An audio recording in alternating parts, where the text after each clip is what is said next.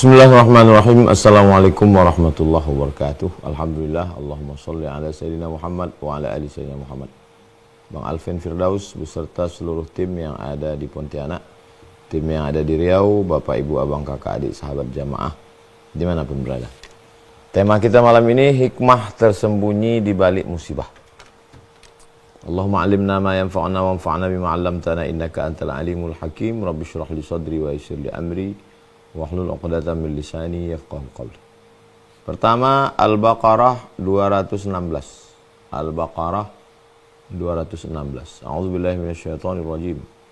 Wa 'asa an takrahu syai'an wa huwa khairul lakum. Boleh jadi kamu benci sesuatu wa huwa khairul lakum, padahal sesuatu itu baik bagi kamu.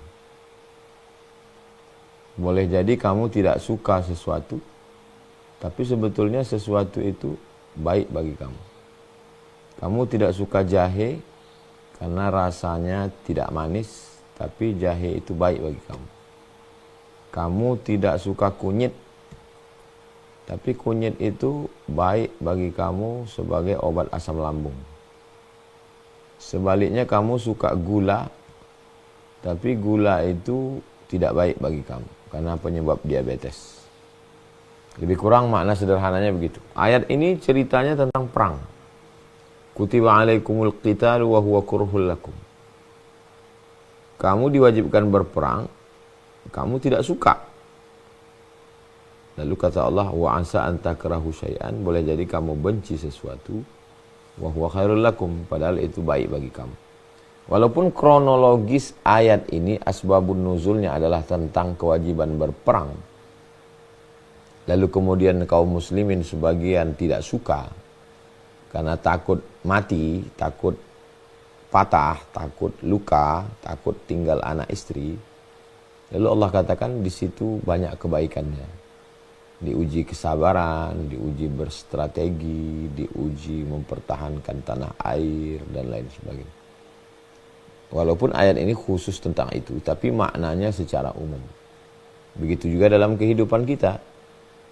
Berapa banyak kita ketika mengalami sesuatu sangat benci, sangat tidak suka itu terjadi.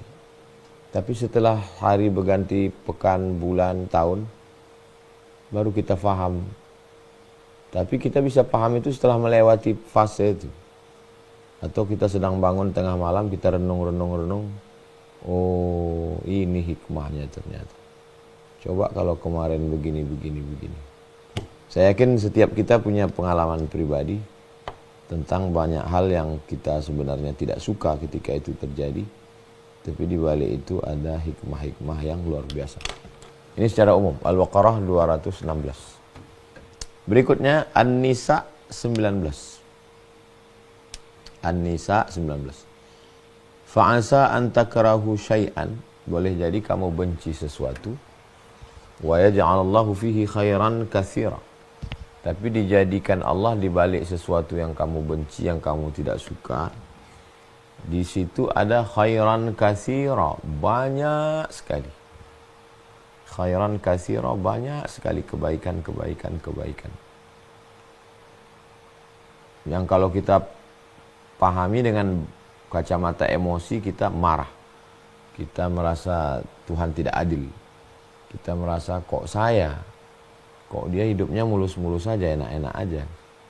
Tapi setelah kita lewati hari berganti bulan berganti tahun, kita justru bersyukur pada Allah. Untung dulu begini. Nah, maka ada istilah orang kita, untung aja kalau kemarin nggak begini. Nah, jadi Allah kasih, Allah berikan di situ. Tapi memandangnya mesti dengan pandangan kacamata hikmah. Kalau kacamata emosi, kacamata marah, kacamata kesal, kecewa, itu nggak ketemu. Mungkin kita ambil air wudhu dulu, kita sholat, kita bangun tengah malam, kita merenung. Oh iya, rupanya hikmahnya begini, hikmahnya di sini. Jadi cobalah kita renung-renung tentang, tak usah kita renung yang banyak-banyak, tentang perjalanan hidup kita aja lah. Perjalanan hidup saya, setelah saya ingat-ingat. An-Nisa ayat 19. Oke, berikutnya yang ketiga, Al-Ankabut ayat 2. Al-Ankabut ayat 2. Ahasiban nasu ayyutraku ayyaqulu amanna. Apakah manusia itu dibiarkan begitu saja mengatakan amanna, kami beriman? Apakah manusia itu dibiarkan begitu saja mengatakan amanna, kami beriman? Wahum la yuftanun, padahal mereka belum diuji. Apakah manusia itu dibiarkan begitu saja mengatakan asyhadu alla ilaha illallah wa asyhadu anna muhammadar rasulullah. Inna salati wa nusuki wa mahyaya wa mamati lillahi rabbil alamin. Apakah manusia itu dibiarkan begitu saja mengatakan at-tahiyatul mubarakatus salawatut thayyibatu lillah wa hum la yuftanun, padahal mereka belum diuji. Kata yuftanun diambil dari kata fitnah. Apakah mereka dibiarkan begitu saja mengatakan kami beriman sebelum mereka difitnah? Kata fitnah, akar asal kata bahasa Arabnya fitnah artinya batu yang dibakar. Jadi kalau kita gali tanah, ketemu batu hitam, kita bakar. Bakar dia di api unggun sehari semalam. Kalau dia tetap hitam, ya dia batu. Tapi kalau dibakar, tiba-tiba besok meleleh, kuning, berarti dia emas. Kapan kita tahu dia batu atau emas? Ketika dibakar. Nah, jadi manusia ini begitu juga dengan kita berkawan. Kalau sedang kenyang, tenang, lenang, itu nggak nampak kualitas kawan itu. Mana kawan sejati? Orang menang punya banyak kawan. Orang kalah punya teman sejati. Kalau kita menang, senang, kenyang, tenang, banyak kawan kita. Kawan ketawa banyak. Tapi waktu berjuang, waktu sedang susah, waktu sedang terpuruk, berapa orang, coba hitung. Berapa orang kawan kita waktu susah, terpuruk, payah, itulah sahabat kita. Dan kita nggak suka itu susah itu. Nggak ada manusia ini suka susah, bangkrut, miskin, melarat, jatuh, kecewa, merana, nggak ada. Tapi di balik itu kita menemukan kawan-kawan. Saya yakin setiap kita punya pengalaman itu. Dan kalau coba mundur sejenak setahun yang lalu kah, 5 tahun yang lalu kah, 10 tahun yang lalu, kita ingat-ingat. Ada itu kawan-kawan kita yang memang betul kawan-kawan. Makanya ada istilah kawan seperjuangan. Ini kawan berdarah-darah nih Pak Ustadz. Ini kawan seperjuangan ini. Kenapa? Ya memang begitu. Memang ada model kawan begitu. Berikutnya Al-Qasas 15. Al-Qasas 15, Al-Qasas ayat 15. Nabi Musa waktu itu sudah berada pada zona nyaman. Tinggal di istana, anak angkat Fir'aun, punya ibu yang penyayang. Tiba-tiba ketika keluar dari istana, dia melihat ada 2 orang yang sedang yaqtatilan, sedang kelahi. Lalu Nabi Musa melerai, memisah, jangan kelahi, tapi kemudian ini orang ngelawan. Fawakazahu Musa faqada alaih. Nabi meninjunya, rupanya ditinju mati. Akhirnya Nabi Musa SAW, karena yang terbunuh ini ternyata adalah masyarakat kelas 1. Kalau masyarakat kelas 2 Bani Israel. Masyarakat kelas 1 adalah warga Fir'aun. Lalu Nabi Musa SAW pergi dari istana Fir'aun. Iya, siapapun yang tinggal di zona nyaman akan mengatakan bahwa ini sesuatu yang tidak mengenakkan. Masa hidup sudah enak, tiba-tiba mesti berada di gurun pasir yang panas, gak tahu mau kemana, hidup lagi mulai dari nol. Itu sangat tidak nyaman, sangat tidak enak. Tapi apa hikmah di balik itu? Hikmah di balik itu Allah mempertemukan Nabi Musa dengan anak Syuaib. Allah kemudian mempekerjakan Nabi Musa kepada Syuaib Samaniyah Hijaj, 8 musim. Mengembalakan kambing, panas terik, bau busuk. Tapi disitulah latihan kesabaran. Karena nanti dia akan punya misi besar, dia akan menghadapi Fir'aun. Orang nyaman tidak bisa menghadapi Fir'aun. Orang yang tidur di istana Fir'aun tidak bisa menghadapi Fir'aun. Yang bisa menghadapi Fir'aun itu hanya anak muda yang sudah digembleng di panas terik gurun pasir, 10 tahun mengembala kambing, dipukul ombak, diempas gelombang, karangnya tajam, airnya deras. Hanya ombak yang kencanglah yang bisa mendidik nakhoda yang jitu. Nakhoda yang hebat, nakhoda yang handal, itu alumni dari lautan yang dahsyat. Kalau cuma naik sampan di kolam renang, itu tidak melahirkan nakhoda. Itu anak-anak naik perahu bebek. Makanya di yayasan kah, di partai kah, di negara kah, di ormas kah, generasi pertama itu pasti generasi pejuang. Tapi kalau udah generasi kedua, juang-juang pedikit, generasi penikmat. Jadi Allah menceritakan bagaimana proses Nabi Musa SAW melewati sesuatu yang tidak menyenangkan, yang tidak mengenakkan, tapi di balik itu ada rahasia. Allah ingin mengeluarkan Nabi Musa dari istana Fir'aun dengan sedikit kekhilafan, yang itu pun dalam skenario Allah. Lalu kemudian akhirnya dia keluar dari zona nyaman itu, dia ngantri untuk mengambil air, dia menyelamatkan anak Syuaib membawa kepada Syuaib, menjadi pekerja selama 8 tahun, 10 tahun. Setelah mentalnya siap, barulah kemudian Allah Subhanahu wa taala menghadapkan orang yang siap ini berhadapan dengan Fir'aun. Berikutnya yang kelima, As-Saffat ayat 100.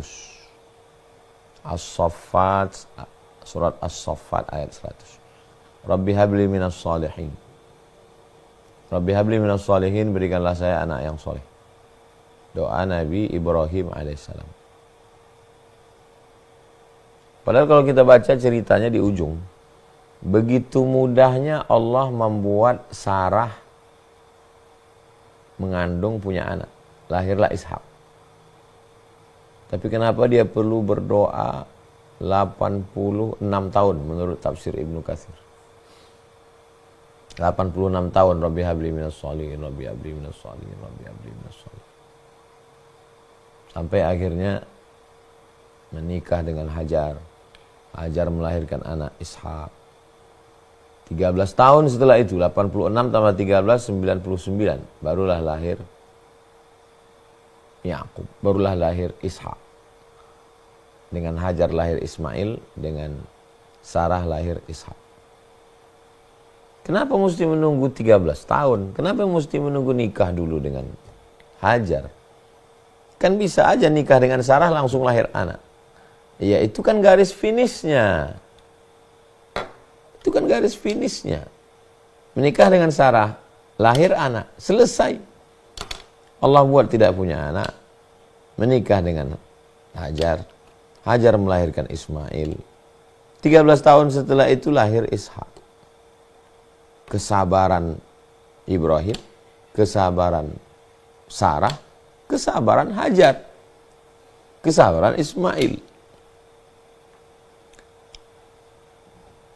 Hampir semua perjalanan itu tidak mengenakkan. Rabbi habli minas sholihin tidak mengenakkan. Kemudian ketika sudah lahir mesti dipisahkan jauh dari Palestina ke Makkah, tidak mengenakkan. Kemudian setelah anak ini remaja disuruh disembelih, tidak mengenakkan. Jadi kalau kita baca kisah nabi-nabi itu, hampir semuanya kisah tentang orang yang berhadapan dengan perjalanan hidup yang tidak mengenakkan, tidak menyenangkan. Cobalah tunjukkan ke saya, cobalah kita cari bersama ayat-ayat yang cerita tentang, karena sesuatu yang Kita pun kalau ngobrol sama orang, selalu kita tanya dia, coba kau ceritakan tentang perjuangan hidupmu.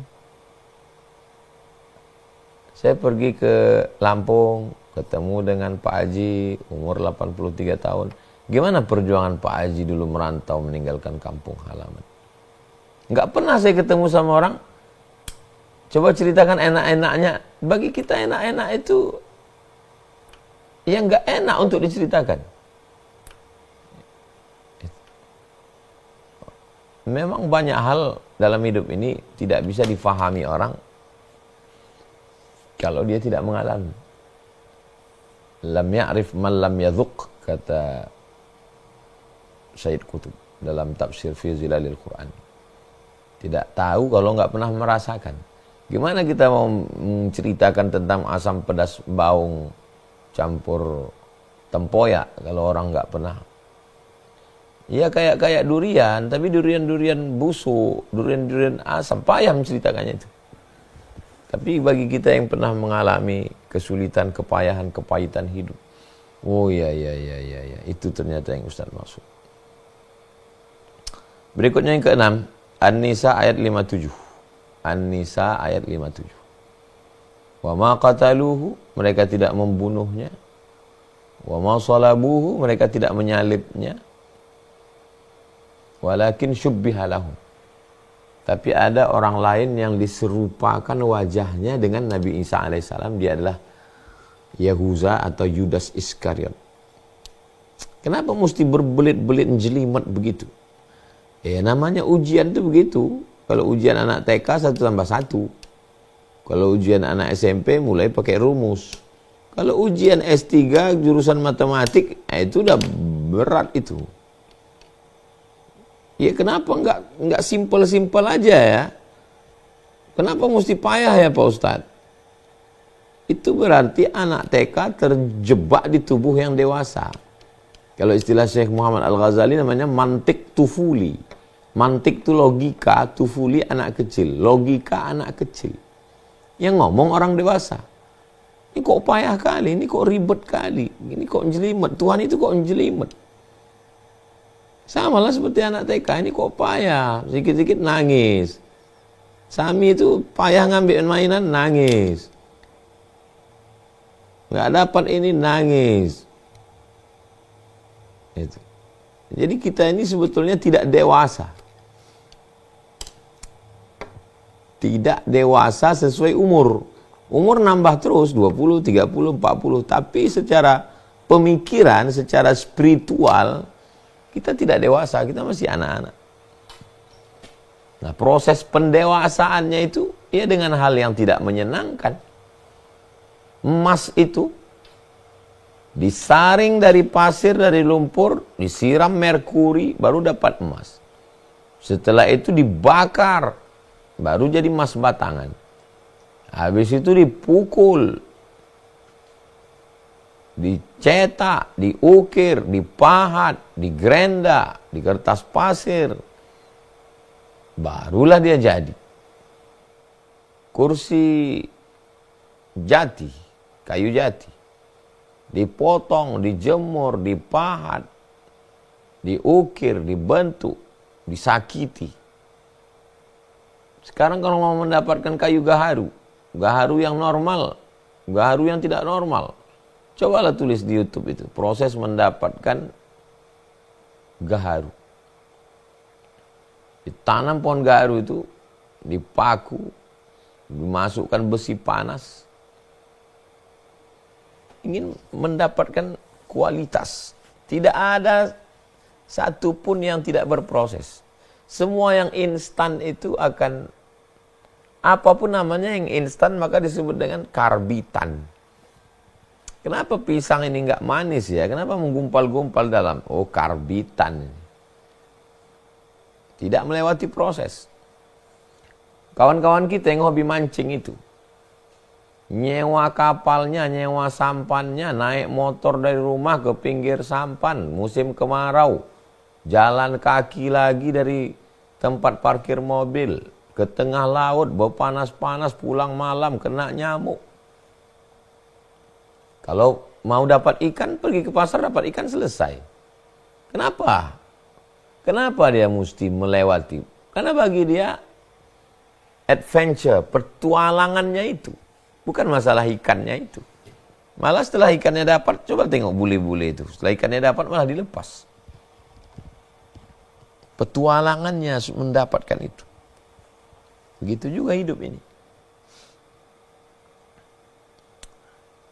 Nabi Isa itu hidupnya. Belum lahir ibunya sudah difitnah. Setelah lahir ibunya difitnah lagi.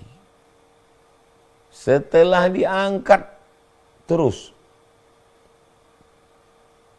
Rata-rata yang ulul azmi, Ibrahim, Musa, Nuh, Isa, Sayyidina Muhammad SAW.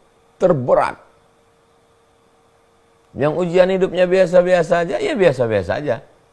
Tapi begitu dia diangkat jadi wali Allah, ujiannya luar biasa. Naik menjadi nabi, naik menjadi rasul, naik menjadi ulul azmi. Semakin mengerucut. Makin berat. 7. Surat Az-Zumar. Surat Az-Zumar ayat 10. Innama yuwaffas sabiruna ajrahum bighairi hisab. Allah memberikan balasan pada orang yang sabar itu bighairi hisab. Tidak bisa dihitung. Bighairi hisab tidak bisa dihisab. Bighairi hisab tidak bisa diduga, tidak bisa dikira. Gak bisa aku mengiranya. Maksudnya gak bisa aku ngitungnya, gak bisa aku menduganya. Kalau gak ada hal yang menyakitkan, gimana kita tahu kita sabar? Dan kalau kita tidak tahu diri kita sabar, gimana kita layak untuk mendapatkan surprise? Oh, jadi kalau begitu Allah menguji itu karena Allah nggak tahu kita sabar. Berarti rusak iman kita. Allah tahu. Kalau Allah tahu kenapa dia uji kita? Dia cuma mau ngasih tahu kita. Dia cuma mau ngasih tahu kita kok nggak layak. Supaya kita sendiri ngaku, oh ya aku nggak layak. Pernah nggak berdoa merasa malu? Malunya itu doanya minta seperti Nabi Musa, seperti Nabi Isa, seperti Nabi Ibrahim. Tapi pas diukur-ukur kesabarannya jauh, kan malu tuh. Kayaknya nggak layak lah minta. Bagaimana mungkin orang masuk surga? Bagaimana mungkin orang dapat balasan pahala unlimited kalau dia tidak sabar? Bagaimana mungkin dia tahu dirinya sabar kalau dia nggak kena ujian? Jadi beragama ini memang perlu keheningan.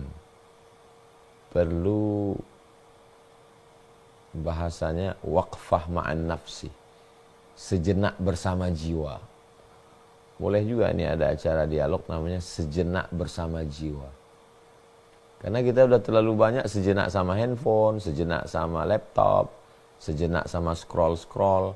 Tapi kita lupa untuk duduk sejenak bersama jiwa. Mengajak jiwa itu berdialog. Kamu ini sabar apa enggak? Kamu ini layak enggak masuk surga? Berikutnya yang ke-8. Al-Anbiya 83. Al-Anbiya 80. Surat Al-Anbiya 83. Anni masaniyad durru. Aku kena penyakit. Anni aku. Masa niat duru kena penyakit. Masa niat duru kena sesuatu yang memudaratkan, enggak enak.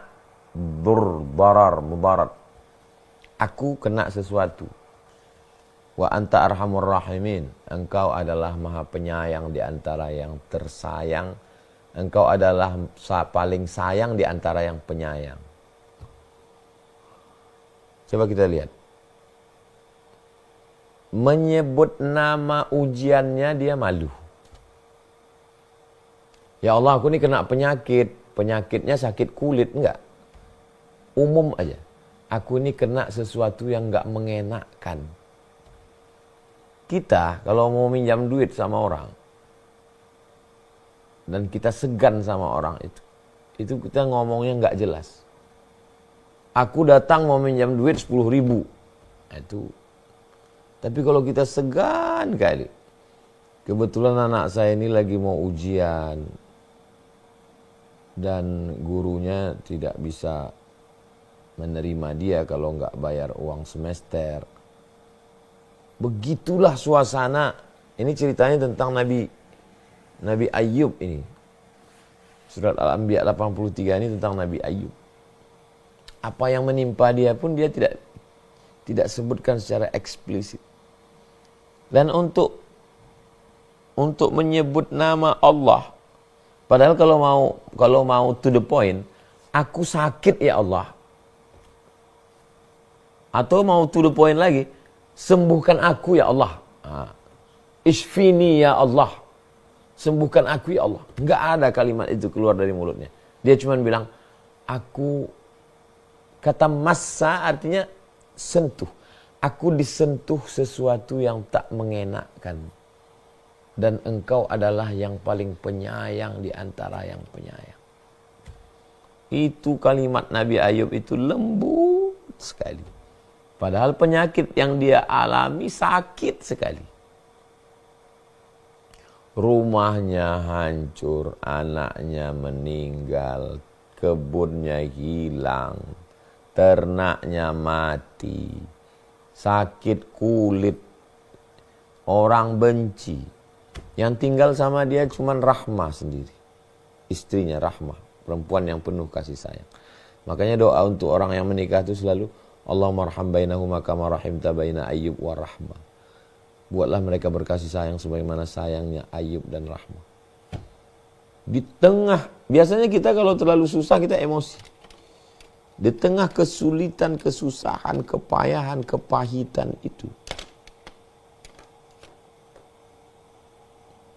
disitulah Nabi Ayub mengatakan, Rabbi anni massaniyad durru. Aku disentuh, aku dijamah, aku terkena sesuatu yang tidak mengenakkan ya Allah. Dan engkau adalah yang maha penyayang di antara yang penyayang. Dan dia berdoa itu pun karena Rahmah udah gak tahan. Berdoalah Ayub, aku udah gak tahan lagi, kata Rahmah. Dan Allah menyembuhkannya, urkut birijlika. Tumitmu engkau injakkan ke tanah, keluar air mughtasalun baridun, yang dipakai untuk mandi air sejuk, sehat. Dikembalikan Allah semuanya. Jadi kalau kita membaca Al-Quran sebenarnya kita sedang menonton peristiwa yang lebih menyakitkan dari kita, yang lebih mengerikan dari kita. Supaya kita hidup ini kalau nggak kita banding-bandingkan, ada orang mengatakan jangan banding-bandingkan hidup kita. Kalau kita sedang diuji, kita mesti banding-bandingkan.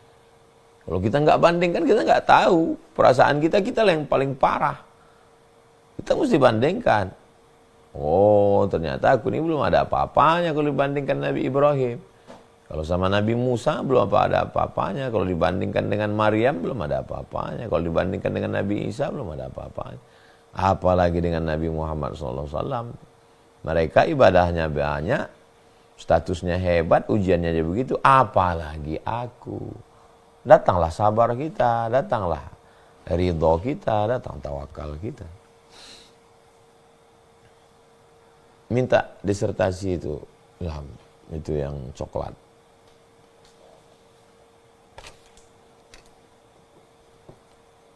Disertasi ini adalah disertasi awal yang saya bawa ke Sudan. Sebelum diperiksa oleh Syekh Omar Al-Ma'ruf Ali. Inilah yang pertama saya cetak, saya bawa ke Sudan. Tebalnya sebelum ditashih oleh Syekh.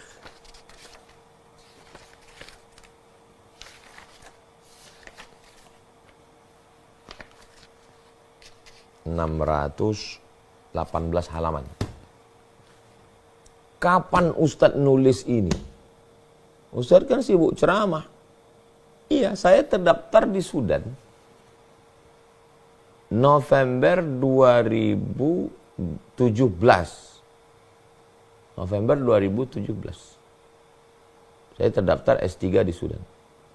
Tapi saya nggak pernah nulis. Karena sibuk. Ceramah pagi. Dan kita untuk fokus nulis itu nggak bisa nulis cicil nggak bisa. Otak kita nggak seperti itu cara kerjanya. Dia mesti fokus. Tanggal 11 April 2019. 11 April 2019 di rumah Kiai Abdul Rashid saya ketemu dengan Pak Prabowo. Tanggal 11 April. Tanggal 12 saya menghilang dari peredaran karena serangan medsos segala macam. Saya tinggal di panti asuhan. Di Jakarta ada satu panti asuhan, saya tinggal di satu kamar. Kerja saya di kamar tuh cuman sholat, makan, nulis. Sholat, makan, nulis. Sholat, makan, nulis. Terus saya mulai menulis. Dari tanggal 11 tuh, tanggal 12 itulah saya nulis. 12, 13, 14, 15, 16, 17 atau 18 itu Pilpres 2019. Sudah selesai semua, TPS tutup tanggal 12, tanggal 17, 18 April 2019 saya keluar. Saya kira masalah sudah selesai. Ternyata tidak sesimpel itu, enggak sesimpel yang kita bayangkan. Intel itu di mana-mana, di depan.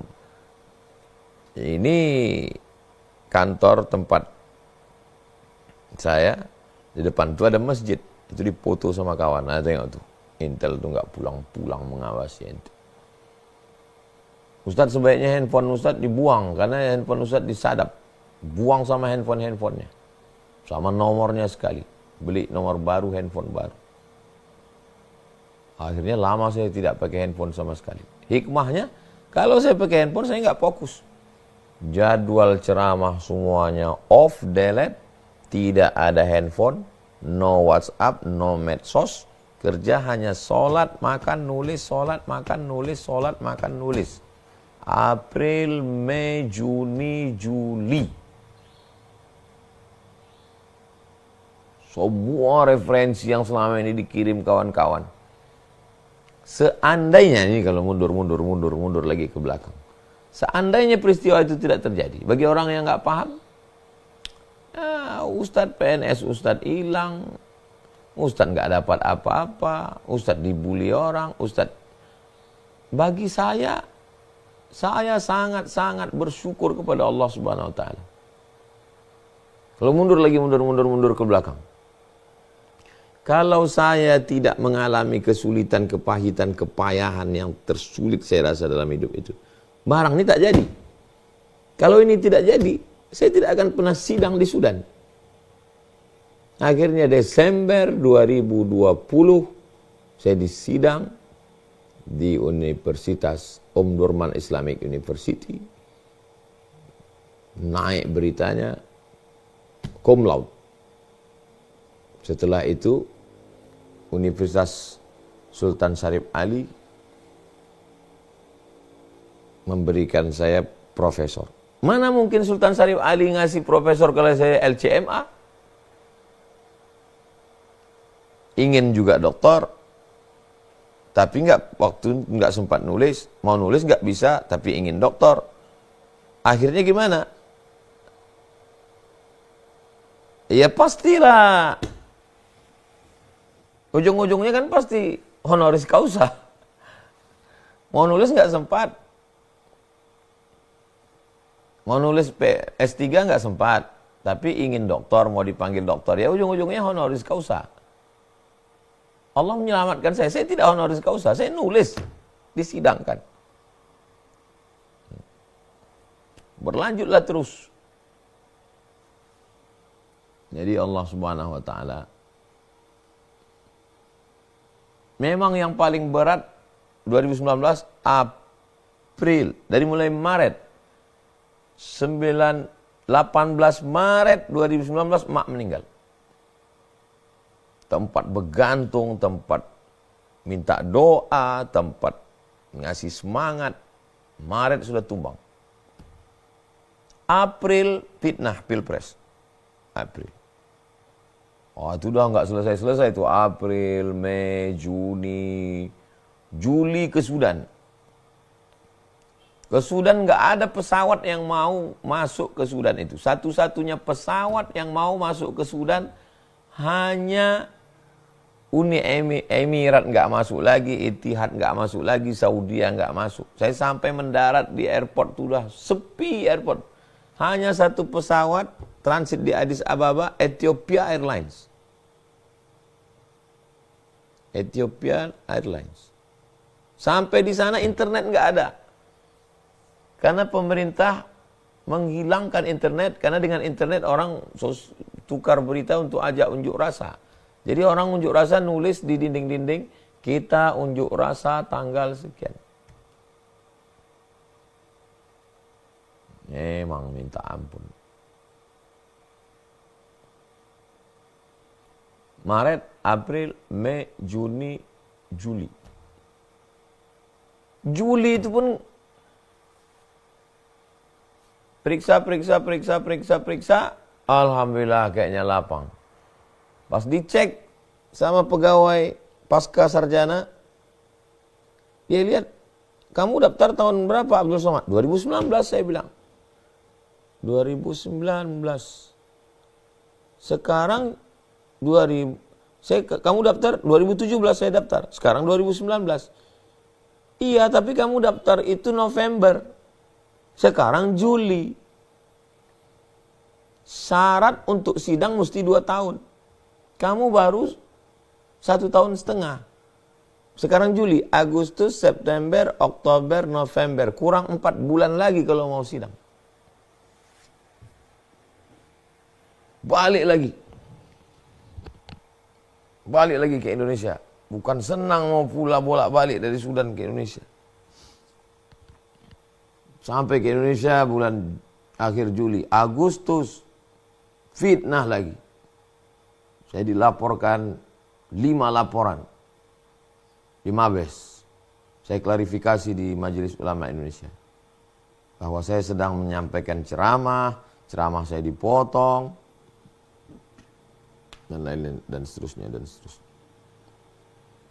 Akhirnya bulan Desember saya berangkat lagi. 11 Desember 2019 saya sampai di Sudan. Akhirnya saya sidang tanggal 24, sehari menjelang hari Natal.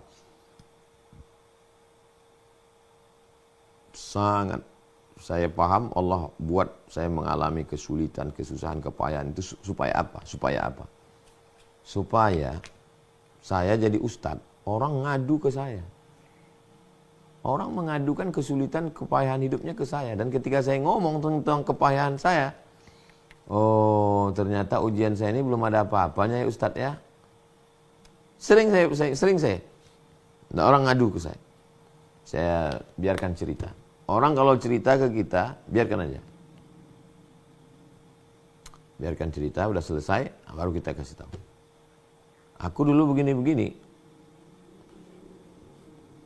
Keluarga nggak ada, emak tak ada, hidup sendiri, lari-lari ke sana kemari, handphone mati, nulis, diawasi, semua putus, keluar dari PNS, kawan menjauh. Nah, jadi judul malam ini memang bagi saya, memang saya mesti menyampaikannya.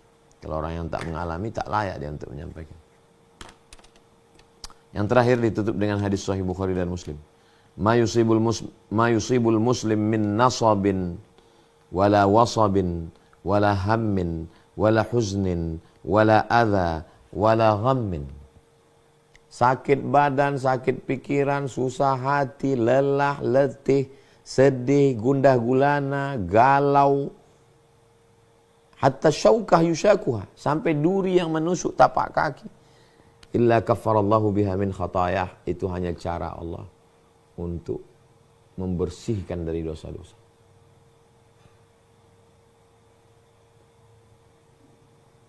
Cara Allah untuk membersihkan kita dari dosa-dosa.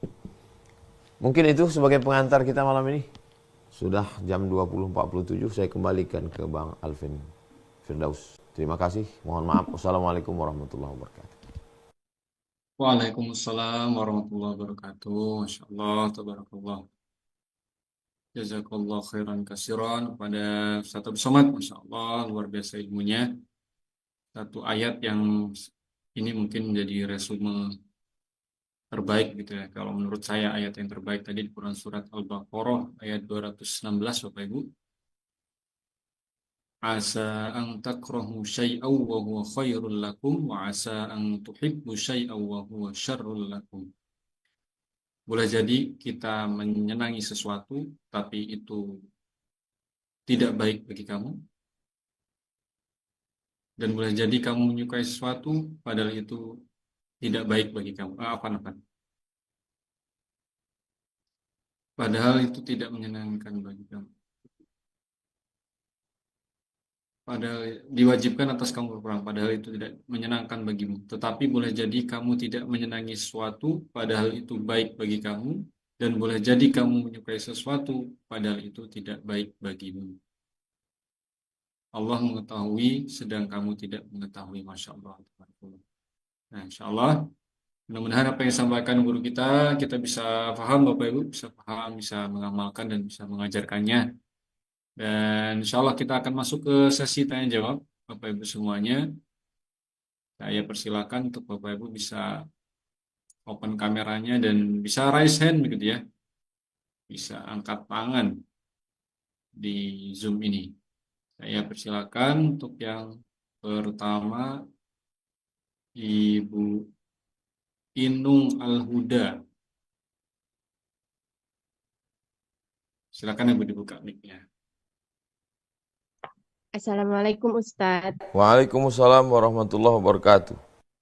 Izin bertanya, eh, kadang kita bisa ikhlas saat diuji, tapi kadang tidak bisa, terasa sakit, terasa sedih, walaupun itu sudah eh, berjalan 3 sampai 4 bulan, Ustadz.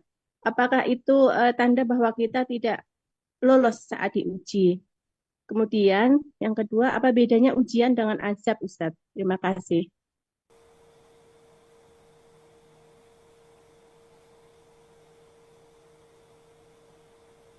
Ketika kita diuji, kita mungkin sabar. Kita tidak menarik-narik rambut, tidak memukul-mukul pipi, tidak mencaci maki, tidak sumpah serapah. Artinya kita sabar. Tapi rasa sakit kecewa dalam hati kita ada. Apakah sakit kecewa yang ada dalam hati itu menunjukkan kita tidak beriman, tidak ridho, tidak ikhlas? Kita hanya bisa mengatasi yang bisa kita atasi. Saya bisa menghentikan tangan saya untuk tidak mukul-mukul pipi, nyobek-nyobek baju, narik numbuk dinding. Saya hanya bisa menghentikan mulut saya untuk tidak sumpah serapah, nyaci maki Tuhan, nyaci maki orang. Tapi saya tidak bisa menghentikan bisikan hati dan pikiran saya. Makanya orang selalu mengajak untuk bersemedi, untuk macam-macam lah. Itu sebenarnya cara untuk menghentikan bisikan hati dan pikiran. Nah, dalam Islam bagaimana cara menghentikan bisikan hati dan pikiran itu? Kalaulah dulu ini, kalaulah ini, kalau. Menghentikan kalau itu dengan zikir. Makanya Buya Hamka baca Quran. Terus membaca Quran. Untuk menghentikan itu. Karena ketika kita alihkan dia, kita tidak bisa menghentikan dia selama kita masih hidup, selama kita masih sehat, selama jantung masih berdetak, selama nafas masih berembus. Kita nggak bisa menghentikan hati dan pikiran, itu nggak bisa. Kecuali kita mati atau gila. Kita hanya bisa mengalihkannya. Mengalihkannya ke baca Quran. Makanya ketika Pak B.J. Habibie pergi ke psikiater, baca biografinya. Dokter, psikolog, dokter nyuruhnya untuk menulis. Saya mencoba menganalisa, merenung, kenapa dokter nyuruhnya menulis? Karena dengan menulis, kita sedang mengalihkan kerja hati dan pikiran, kita fokus ke menulis. Karena kalau dia nggak nulis, dia akan terus Kenapa dia meninggal? Kenapa dia sakit? Kenapa dia meninggalkan? Kenapa nggak aku mati duluan? Kenapa? Jadi Buya Hamka mengalihkannya ke baca Quran. Orang-orang tarekat mengalihkannya ke zikir. Satu hari zikirnya 5.000 kali.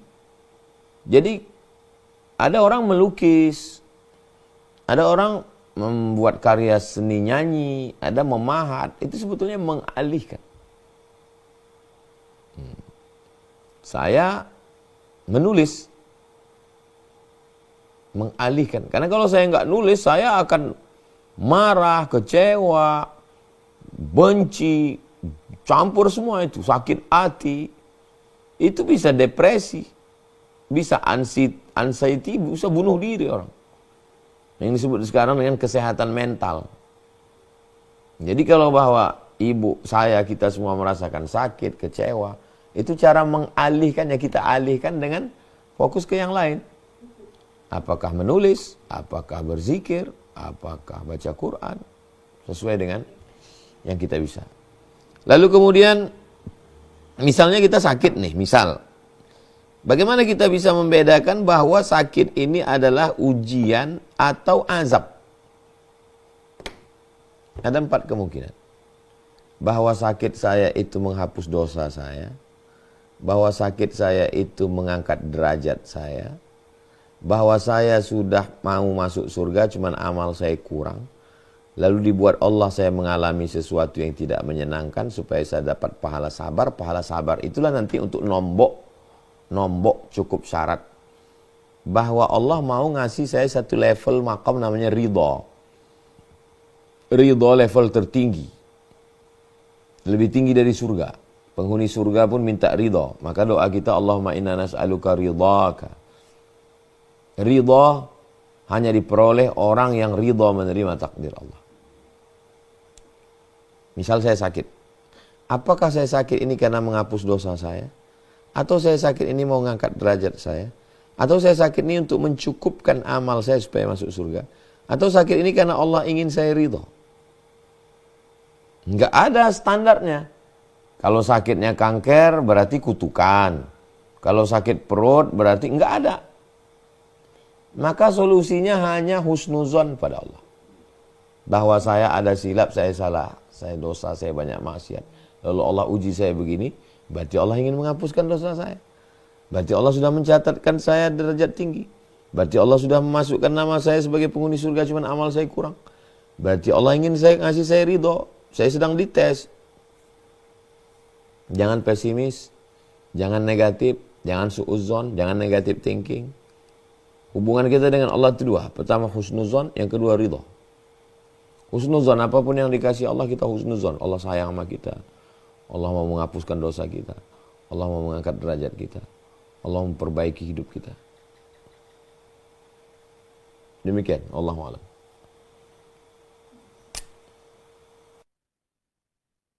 Baik Ibu, mudah-mudahan terjawab atas pertanyaannya. Persilakan berikutnya untuk Ibu Dani, Umi Dani.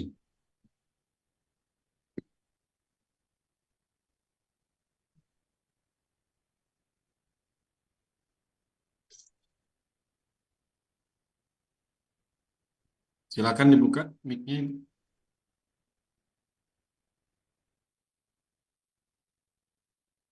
Silakan dibuka. Sudah? Aku tahu, sampaikan pertanyaan. Assalamualaikum warahmatullahi wabarakatuh. Saya pernah mendengar gini Ustaz. Kalau kita meminta sesuatu dari Allah dan sesuatu yang kita minta itu dikabulkan di dunia, apakah di akhirat itu kita tidak akan mendapatkan lagi Ustaz? Terus yang kedua, gini Ustaz, saya pernah berdoa sama Allah kan. Gini Ustaz, doa saya gini. Jangan sibukkan saya dengan dunia gitu. Terus saya salah satunya gini Ustaz. Dunia itu dengan HP. Jadi sekarang ini Ustaz setiap saya apa gitu HP dekat dengan HP gitu, kepala saya sakit Ustaz gitu. Jadi sekarang ini alhamdulillah tidak pernah itu candu. Makanya sekarang ini pun saya mengaji pakai HP suami. Begitu anak pun pakai HP suami juga gitu di rumah. Karena doa saya itu termasuk gimana Ustaz? Itu doa yang dikabulkan Allah atau memang penyakit itu yang dikirim Allah ke saya itu termasuk azab itu Ustaz itu. Karena sampai sekarang ini saya nggak bisa melihat api lama-lama Ustaz. Termasuk anak saya itu juga seperti itu. Saya batasin gitu. Tolong penjelasan Ustaz. Assalamualaikum warahmatullahi wabarakatuh. Waalaikumsalam warahmatullahi wabarakatuh. Pertanyaan pertama, kalau kita minta sesuatu sudah dapat di dunia, apakah kita tidak dapat lagi di akhirat? Minta rumah, minta mobil, minta istri, minta anak, minta duit, minta jabatan, minta semua. Itu hanya satu tetes. Dibandingkan akhirat adalah samudera yang luas. Pergi kita ke tepi laut, masukkan ujung jari kita ke laut, naikkan ke atas. Itu hanya setetes. Akhirat ada yang luas. Jadi apapun yang kita dapatkan di dunia ini, itu tidak ada apa-apanya dibandingkan yang disiapkan Allah di akhirat nanti. Makanya kalau dapat jangan bangga, kalau nggak dapat jangan kecewa. Dapat ya biasa aja, nggak dapat ya biasa aja. Man arafad dunya hanan alaih. Siapa yang kenal dunia, dunia ini kecil. Jadi kalau kita dapatlah kita semuanya. Macam Nabi Sulaiman lah kita. Jadi penguasa, jadi ulama, jadi nabi, jadi orang kaya. Terus di akhirat nanti? Di akhirat nanti dapat lagi mala a'yunun ra'at. Tidak pernah dilihat mata. Wala udhunun sami'at. Belum pernah didengar telinga. Wala khatara ala qalbi bashar. Belum pernah terlintas di hati manusia. Enggak dapat. Enggak dapat sama sekali. Kuasa enggak dapat, harta enggak dapat, ilmu enggak dapat, apapun tak dapat. Tapi kita tetap berharap sama Allah. Di akhirat nanti kita dapat. Orang beriman tidak pernah sedih, tidak pernah kecewa. Kalau dapat berarti dia sedang diuji. Kalau tidak dapat berarti dia tidak diuji. Kalau dapat hanya setetes, enggak dapat pun dia enggak dapat setetes. Sering tuh diulang-ulang. Saya pun yang ngomong, saya ulang-ulang sering supaya masuk ke kepala saya. Ya Allah, jangan jadikan saya sibuk dengan dunia. Pertanyaan kedua. Jangan sibukkan saya dengan dunia. Lalu kemudian kalau menengok HP, kepala pusing. Saya ketemu dengan beberapa pejabat yang tidak punya HP. Jadi kalau dia mau nelpon orang, staf. Orang nelpon stafnya dia tidak pegang handphone sama sekali. Mohon maaf Pak Ustadz ya, saya nggak bisa dihubungi, saya nggak punya handphone sama sekali. Saya ketemu kiai yang nggak punya handphone, istrinya saja. Saya nggak bisa begitu karena saya mesti mengontrol postingan admin. Saya tidak bisa lepaskan ini 100% ke admin. Orang komplain ke saya, ini belum diposting Ustadz, ini minta izin kolaps, ini kemarin ini begini. Untuk mengontrol itu. Kalau seandainya bisa dilepas nih 100%, lebih nyaman lagi tidak pakai handphone. Jadi kalau ada bapak ibu yang tidak terlalu sibuk, tidak nyaman, nggak usah pakai handphone. Membuat sakit kepala. Kalau sakit kepala menengok handphone, apakah itu azab atau rahmat? Kalau untuk orang yang tidak terlalu banyak mesti berhubungan, berkomunikasi dengan handphone, memang baguslah tidak menggunakan. Kalaupun pakai handphone yang jadul, yang hanya sekedar komunikasi untuk nelpon. Jangan pula gara-gara itu kita susah untuk komunikasi dengan anak, istri dan lain-lain.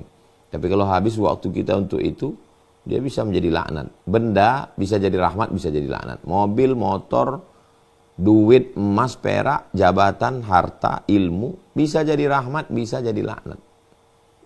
Saya selalu merenung. Apakah yang saya terima saat ini jadi ustadz, jadi penceramah, itu bagi saya rahmat atau laknat? Kalau dengan ini saya dekat dengan Allah, dekat dengan keluarga, berarti rahmat. Tapi kalau dengan ini saya jadi angku, jadi saya sombong, bisa jadi laknat.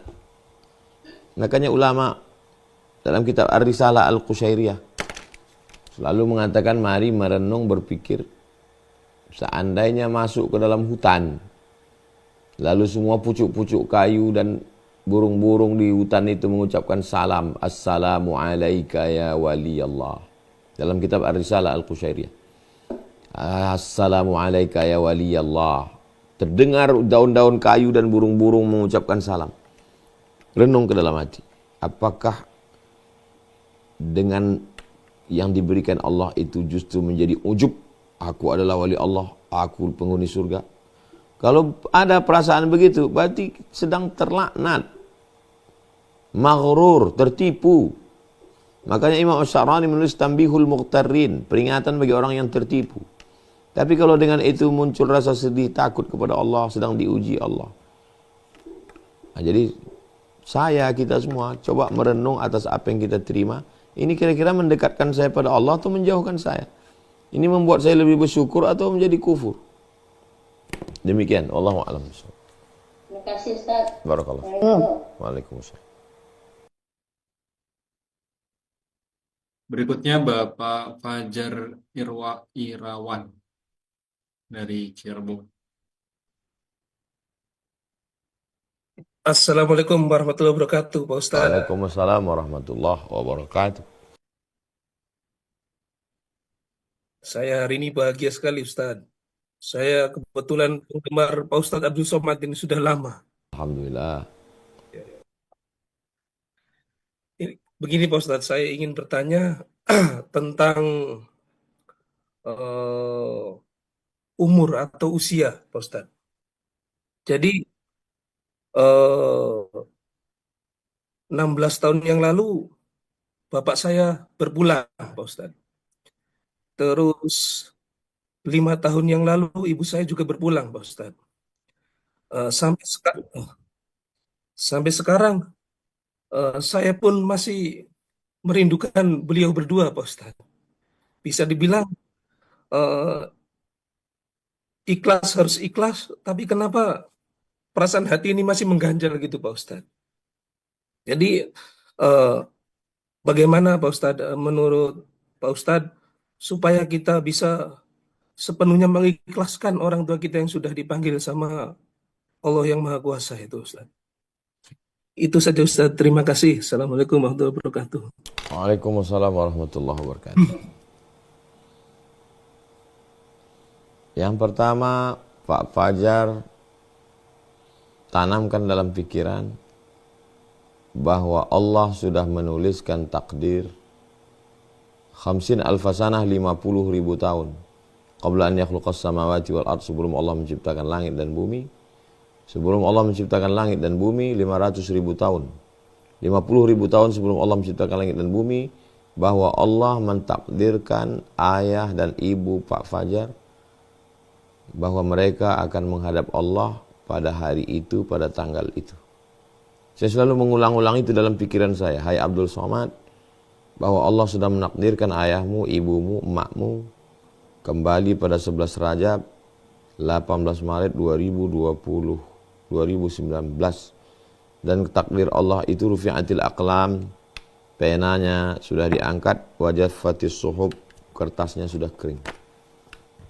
Saya yakinkan dalam pikiran saya berulang kali bahwa ini takdir Allah, kau tidak bisa merubahnya, kau hanya bisa menerimanya saja. Itu kunci pertama, iman kepada takdir Allah. Yang kedua, bahwa aku sayang dengan ayah dan emakku, tapi Allah jauh lebih sayang. Pak Fajar sayang dengan almarhum bapak, dengan ibu, tapi Allah jauh lebih sayang. Sesayang-sayangnya Pak Fajar paling ngasih belanja, belikan mobil, buatkan rumah, bawa jalan-jalan. Tapi Allah menempatkan mereka di tempat, Allahumma ja'al quburahum rawdatan min riyadil jinan, satu taman dari taman-taman surga. Tanamkan itu dalam pikiran saya, aku sayang tapi Allah lebih sayang. Yang tadi letaknya di pikiran bahwa Allah sudah mentakdirkan. Yang kedua, sayang letaknya di hati. Yang ketiga, yang di mulut. Mulut selalu membaca Al-Fatihah. Setiap ingat baca Al-Fatihah. Ingat sekali baca sekali, ingat 2 kali baca 2 kali. Saya sampai hari ini setiap ingat Saya sedang ceramah, nampak ibu-ibu menggendong anak kecil. Berarti begitulah dulu makku waktu menggendong aku kecil, waktu dia nengok maulid Nabi Isra Mi'raj. Mengayun anak orang, baca marhaban, barzanji. Begitu ingat, langsung bacakan Al-Fatihah. Begitu ingat, langsung bacakan Al-Fatihah. Amalan fikiran, amalan hati, amalan mulut. Amalan fikiran yakini bahwa ini takdir Allah. Amalan hati Allah lebih sayang. Amalan mulut segera Al-Fatihah, sholawat, zikir, baca Yasin dan lain sebagainya. Saya yang ngomong, saya yang ceramah ini, menceramahi Pak Fajar dan jamaah yang lain, kita semua. Apakah bekas di hati saya lebih kecil daripada bekas di hati Pak Fajar? Wallahu a'lam bishawab. Gak tahu. Apakah rasa rindu saya, rasa sayang saya yang berbekas di hati saya, yang mestinya dalam ceramah saya kita mesti ikhlas, kita ridho, kita hilangkan. Ternyata pas dicek, di dalam hati saya sebesar duit logam. Di dalam hati Pak Fajar sebesar ujung rambut, sebesar sawi. Berarti sebenarnya Pak Fajar jauh lebih berhasil daripada saya. Saya baru berteori. Enggak bisa, kita hanya mengatur yang bisa kita atur. Ada banyak hal yang tidak bisa kita atur. Salah satunya adalah perasaan kita. Kita hanya bisa menasehati dia. Hai perasaanku, Allah lebih sayang. Hai perasaanku, ini takdir. Hai hatiku. Makanya ada ungkapan orang, berdamai dengan diri. Menenangkan diri. Itu maksudnya, itu maksud kalimat-kalimat mereka itu yang mengatakan kita mesti berdamai dengan diri kita bisa menenangkan yang di dalam, kita sedang, itu sebetulnya. Nah dalam Islam cara-caranya itu ya dengan membaca Quran, memahami Quran, menekankan maknanya dalam pikiran, ke dalam hati, ke dalam lisan, ke dalam perbuatan. Saya alihkan rasa dalam hati itu saya alihkan ke buat yayasan, buat sekolah gratis 25 orang. Saya alihkan ke situ dia. Supaya enggak terlalu fokus. Karena kalau terlalu fokus, ingat hati kita itu jadi rusak. Kecewa, sakit hati. Kita hanya bisa mengalihkannya ke kegiatan-kegiatan yang lebih positif. Begitu lebih kurang Pak Fajar di Cirebon. Baik, alhamdulillah. Terjawab ya Bapak Fajar. Baik, Bapak Ibu sebelum lanjut ke penanya yang lain, saya izin bertanya Ustaz, berkaitan dengan musibah ini kan seringkali identiknya kita misalnya kehilangan sesuatu gitu Ustaz ya. Kehilangan harta, kehilangan orang yang dicintai, kehilangan jabatan dan lain-lain gitu ya. Saya pernah dapat ungkapan bahwa musibah terbesarnya seorang mukmin itu justru bukan itu, tapi ketika Allah cabut tuh rasa nikmat untuk ibadah. Nah, yang pengen saya tanyakan tuh apa tandanya Ustaz bahwa Allah tuh ngasih musibah berupa cabut kenikmatan ibadah itu Ustaz?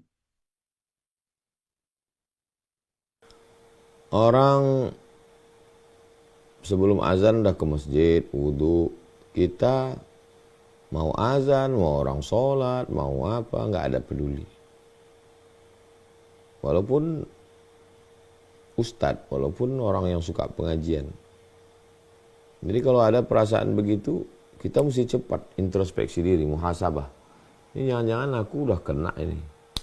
Khatamallahu ala qulubihim, hati terkunci, wa ala sam'ihim, telinga tersumbat, wa ala absarihim, mata tertutup. Berawal semuanya dari hati. Udah nggak ada rasa, hilang rasa, mati rasa. Orang yang kerja di rumah makan, dia sudah kehilangan rasa. Dia nggak makan rendang, nggak makan gulai, nggak makan. Malah makannya dengan kerupuk. Kenapa? Dia udah hilang rasa. Jangan sampai kita yang udah ngaji, kehilangan rasa dengan agama ini. Makanya mukti dipaksa-paksakan. Allah bisa karena biasa. Paksa-paksakan ke masjid, paksa-paksakan berjamaah, paksa-paksakan baca Quran, paksa-paksakan berzikir. Berawal dari keterpaksaan, lama-lama menjadi kebutuhan, lama-lama menjadi ketergantungan, lama-lama menjadi kenikmatan. Kalau tidak dilewati proses itu, apalagi dengan dunia yang sekarang, azan lah, sholat lah, TV jalan juga, handphone jalan juga, hari berganti pekan, pekan berganti bulan, bulan berganti tahun, mati, hilang, habis, sia-sia. Jadi azab yang paling mengerikan itu adalah ketika Allah mengunci hati, ketika kita kehilangan rasa. Orang kena COVID itu udah nggak tercium lagi aroma parfum. Makanan yang enak, yang pedas, yang lemak, yang lezat udah hilang. Kehilangan rasa. Dan yang paling mengerikan adalah kehilangan rasa hati. Nggak kasihan nengok anak yatim, nggak lagi ada rasa peduli. Mau ulama datang, mau habib, mau ustadz, mau tuan guru. Udah rata aja udah dunia ini udah. Mati rasa. Saya paksa-paksakan untuk datang ke pengajian, datang ulama, datang. Saya paksa-paksakan untuk mencium tangan ulama. Walaupun mereka menarik tangannya. Itu sikap mereka. Tapi saya tetap takzim dengan guru-guru saya, dengan ustaz-ustaz saya. Untuk menumbuhkan rasa dalam hati. Paksa-paksakan, duit kita pun tak banyak kali karena kita bukan orang kaya. Paksa-paksakan menyantuni fakir miskin, duafa, supaya terasa dia. Jangan sampai kita mati rasa. Mungkin begitu Bang Alvin. Baik. Terima kasih Ustaz atas jawabannya. Barakallah. Baik, kita lanjut ke penanya berikutnya. Saya persilakan Ibu Sopi dari Bekasi.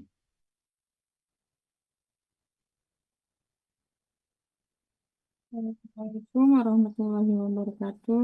Waalaikumsalam warahmatullahi wabarakatuh. Ustadz, langsung aja nih ya. Saya kan dikasih cobaan apa namanya ngaji ya. Sama apa udah tinggal parent gitu ya. Nah itu semenjak awal keputusan untuk berpisah itu sampai sekarang hubungan silaturahmi dengan pihak keluarga suami itu apa namanya kan putus hubungan ya. Saya sengaja menghindari supaya tidak mencegah perdebatan, terus khawatir ada masalah baru, terus khawatir nanti hubungan anak dengan pihak sana nanti jadi bermasalah gitu. Terus juga menjaga mental dan hati saya gitu. Khawatir nanti ini lagi gitu. Itu yang tindakan saya itu salah tidak ya Ustadz? Karena kan pesannya kayak memutus silaturahmi gitu. La yahillu li muslimin ayyahjura akhahu fawqa thalathin. Tidak boleh seorang muslim memutus silaturahim lebih dari 3 hari.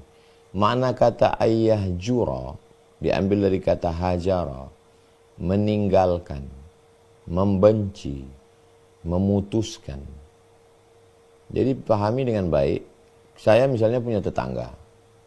Kalau saya akrab dengan dia, nanti saya ghibah, nanti saya namimah, nanti saya ikut grup yang tidak baik. Lalu saya hanya say hello. Assalamualaikum, apa kabar? Cukup. Itu bukan berarti memutus silaturahim. Jadi mana putus itu adalah meninggalkan, membenci, menjauhi.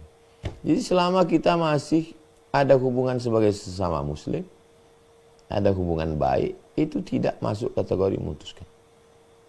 Ibu masih tetap sebagai saudara sebagai seorang muslim. Tapi kalau hubungannya dekat, Yang namanya pernah terluka, beda sama kulit yang nggak luka. Kulit kalau dia luka, kena angin, kena garam, kena jeruk dikit, sakit. Jadi ibu sebenarnya sedang menjaga, mengantisipasi, bukan memutus. Menjaga hati orang, menjaga hati kita, menjaga pandangan orang. Jadi tidak masuk kategori memutus.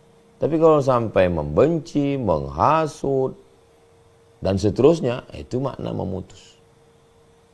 Jadi pahami makna memutus itu dengan baik. Tidak hanya dalam konteks kehidupan ibu secara umum, tapi kita ini semua. Ada beberapa orang yang kita tidak terlalu akrab. Karena kalau kita akrab, merusak kita. Di grup-grup kita mungkin kita nggak komen, tapi kita nggak putus. Karena kalau kita terlalu aktif di situ, nggak ada positifnya. Nggak ada nilai baiknya. Apa positifnya? Apa baiknya? Memangnya kita bisa mempengaruhi orang, bisa membuat dia menjadi lebih baik? Kan tidak. Kalau ada mudarat, ada manfaat.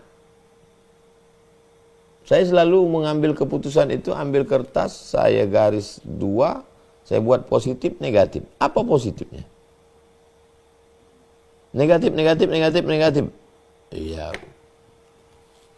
Darul mafasid muqaddam ala jalbil masalih. Menurut kaedahnya, kalau ada positif, ada negatif. Menolak mudarat, menolak negatif lebih diutamakan daripada mengambil yang positif. Jadi selama kita masih bersaudara sebagai muslim, say hello, assalamualaikum, cukup. Lebih daripada itu akan menimbulkan mudarat. Demikian, wallahu a'lam bishawab. Ustaz, terima kasih banyak. Mohon doanya juga untuk kebaikan dan yang terbaik buat saya. Assalamualaikum warahmatullahi Wassalamualaikum warahmatullahi. Waalaikumsalam warahmatullahi wabarakatuh. Baik, insyaallah, alhamdulillah sudah jam 9 lewat 20 menit di jam saya, Bapak Ibu. Sebelum nanti kita mendengarkan closing statement dari guru kita atas materi pada malam hari ini, saya izin menyampaikan Bapak Ibu, untuk teman-teman Bapak Ibu semuanya jemaah yang ada di Lombok, insyaallah kita akan ada kajian eksklusif, tanya UAS eksklusif yang insya Allah akan dilaksanakan di Hotel Raya Lombok.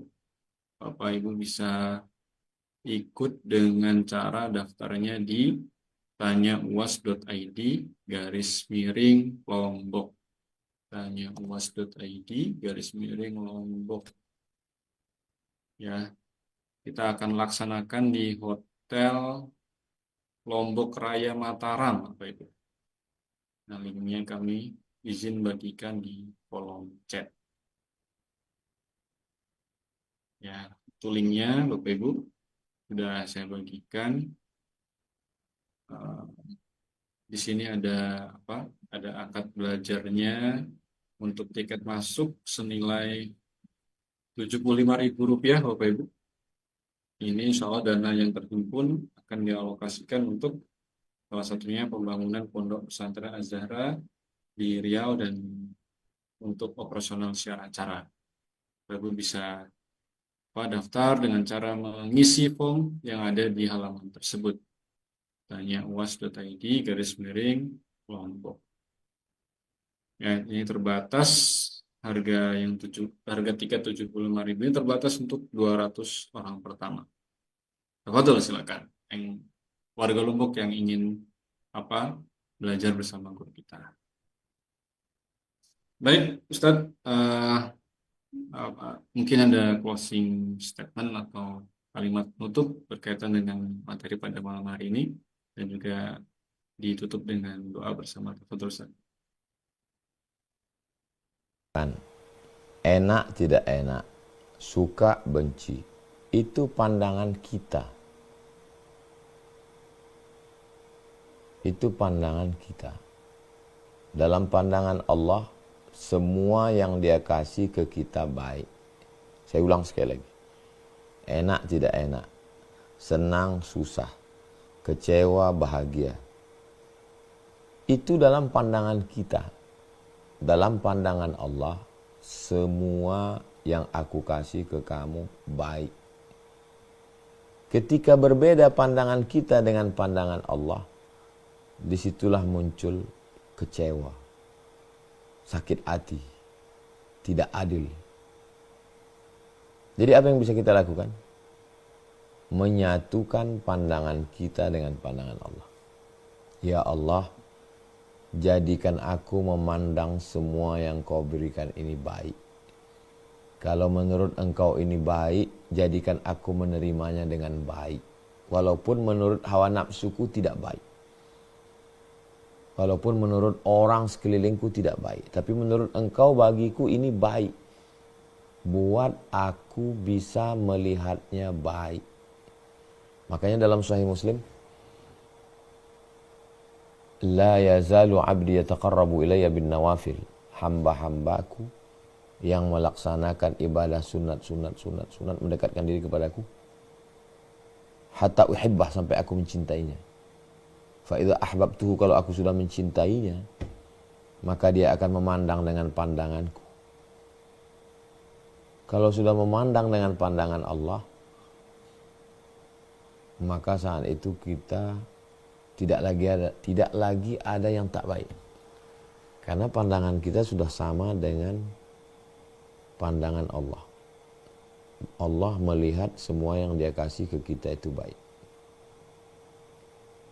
Gimana membahasakannya? Saya pribadi, diri saya, kesakitan, kesulitan, kepahian yang saya hadapi itu, saya nggak suka. Nggak siap saya menerimanya. Bagi saya itu nggak enak, nggak enak itu. Kenapa saya menganggap itu nggak enak? Karena saya melihat itu dengan diri saya, dengan kacamata saya, dengan pandangan hawa nafsu saya. Tapi bagi Allah, rencana Allah untuk saya itu baik. Saya yang belum bisa memahami rencana Allah itu. Maka ya Allah, jadikan aku melihat yang kau kasih ini kepadaku seperti engkau melihatnya, bukan seperti aku memandangnya. Inna salati wa nusuki wa mahyaya wa mamati lillah.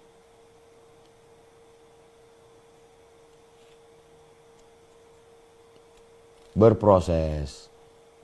Allah akan menanamkan itu ke dalam hati kita lewat sholat kita, lewat zikir kita, lewat ngaji kita.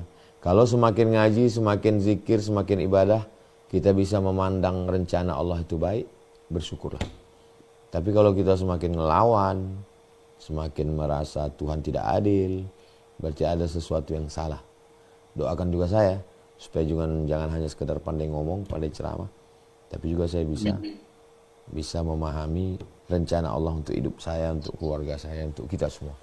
Ala hazinnya, semoga Allah selalu membimbing kita, selalu memandang semua yang Allah kasih ke kita baik. Al-Fatihah. A'udzubillahi minasyaitonirrajim. Bismillahirrahmanirrahim. Alhamdulillahirabbil alamin arrahmanir rahim maliki yaumiddin. Iyyaka na'budu wa iyyaka nasta'in. Shiratal mustaqim shiratal ladzina an'amta 'alaihim ghairil maghdubi 'alaihim waladdallin. Amin. Allahumma shalli ala sayyidina Muhammad wa ala ali sayyidina Muhammad. Ya muqallibal qulub, engkau yang membolak-balikkan hati. Sabit qulubana, kokohkan hati kami. Kuatkan hati kami ala dinik, dalam agamamu, ala ta'atik, dalam ketaatan kepadamu. Allahumma a'inna, tolong kami, ala dzikrika, supaya hati kami selalu berzikir mengingatmu. Wa syukrika, selalu bersyukur kepadamu. Wa husni ibadatik, selalu beribadah dengan ibadah yang terbaik. Allahumma wafiqna, tanamkan taufik dan ridhamu dalam hati kami. Lima tuhibbu wa tardah, supaya kami beramal dengan amal yang kau cintai dan kau ridhai. Jadikan kami memandang sesuatu yang engkau berikan pada kami seperti engkau memandangnya. Jika engkau pandang itu baik, kami juga melihatnya menjadi baik berkat pertolonganmu.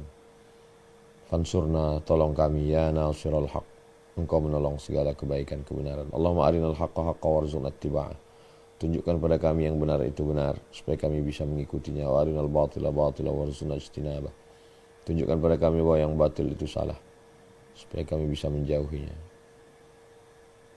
Allahumma ja'alna minal mutahabbina bijalalik, jadikan kami orang-orang yang berkasih sayang karena engkau. Ahyina bil iman, hidupkan kami dengan iman. Wa amisna bil iman, matikan kami dengan iman. Wa adkhilnal jannata ma'al iman, masukkan kami ke dalam surga membawa iman. Wajma'na ma'al habibil mustafa fi jannatikal ula, satukan kami bersama Nabi Muhammad SAW dalam surga Jannatul Firdaus.